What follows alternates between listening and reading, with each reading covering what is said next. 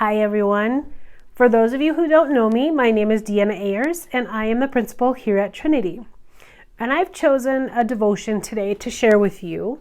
And the title of that devotion is called When God Says No. Acts chapter 12, verses 2 and 3a. And he killed James, John's brother, with the sword. When he saw that it pleased the Jews, he proceeded further to arrest Peter too. Can you accept God's will when his answer is no? If you are praying in God's will, he will always answer you when you pray. However, sometimes his answer will be no.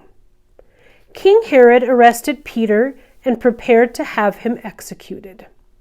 During the night, as his church prayed, Peter's life was spared when an angel freed him. God miraculously answered the prayers of his people that night.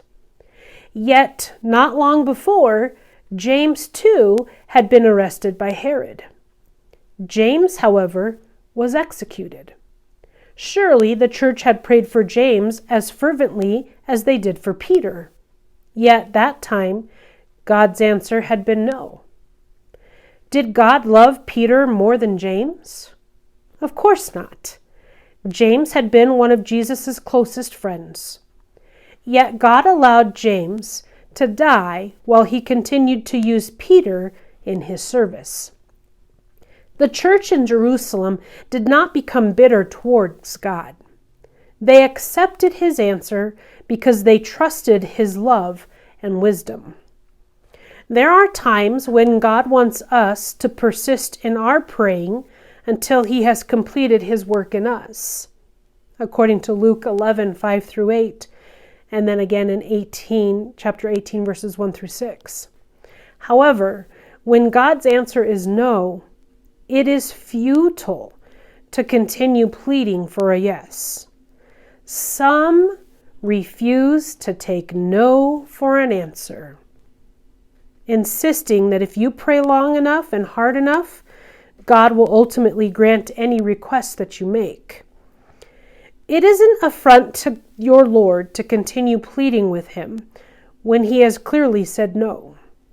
The purpose of prayer is not to conform God to our will, but to adjust our will to God. We must learn to trust God so that if he says no, we accept that his will is best.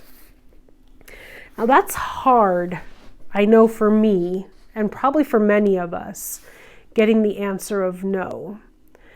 I think of myself as a parent, and even in the classroom as a teacher or as the principal, and there are times when we have to say no. And in our minds, we know exactly why we're saying no, and that it's for the betterment of that student or of that child. But when it comes to us being told no, that can be a hard one to swallow. But like it tells us at the end here, we have to accept that God's will is best. And we have to remember that he knows far more than we do. And we have to accept that his will is best at all times. I hope you have a wonderful day.